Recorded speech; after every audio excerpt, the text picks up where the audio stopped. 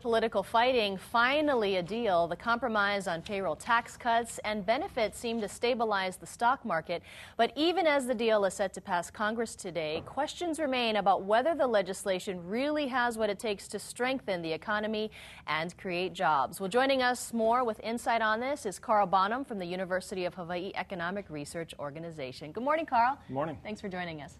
Let's talk about the payroll tax. You know, some people are excited about it because it means more money in their wallets. But what does it mean for the economy? Well, it's a significant increase, or rather, it's an avoiding of a decrease in the amount of money in your wallet, right? The payroll tax cut was expected to expire, or was set to expire at the end of this month. So if they hadn't extended it, we all basically would have been paying more tax for the rest of this year. It's still going to go away at the end of this year, or at least that's the current plan, and I think that's what will happen. But the amount of money that we're talking about is enough to cause the overall U.S. economy to grow by about 1%.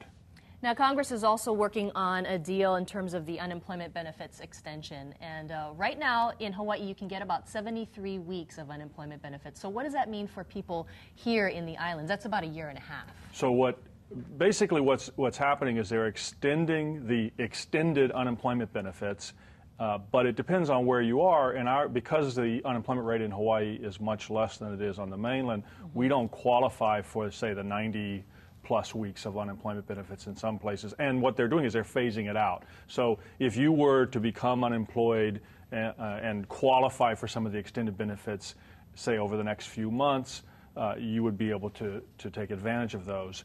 But by the end of the year, those will start to phase out, and people who would normally have qualified for them won't. And so what that's doing is continuing the safety net, because in the U.S. economy as a whole, there's more than 5 million people who've been unemployed for about 6 months. And so there's a large number of people out there who, despite looking for work, just simply aren't able to find it. Let's take a look at the overall budget picture. What are some notables in President Obama's budget? Well, it's an interesting snapshot of sort of what the president is planning for the election campaign, really, because he's trying to set a real distinction between his goals and policies, which really involve continuing to stimulate the economy today, when the economy is just beginning to recover, by spending money on jobs training programs, on R&D, research and development, on infrastructure, and then pay for that with tax increases on the wealthiest Americans. And one of the real interesting things that came out that I think was a little bit of a surprise was the suggestion that we should tax dividends on the wealthiest Americans as if they were regular income, which is what we used to do before the Bush tax cuts.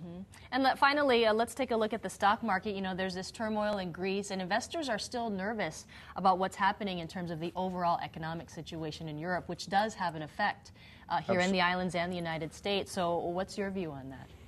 Well, the European Union, the IMF, the European Central Bank have essentially imposed policies on most of Southern Europe, a lot of Southern Europe, Portugal, Greece, Spain, and those policies are essentially cut, cut, cut. In other words, we've got to get our debt down, so we're just going to cut spending.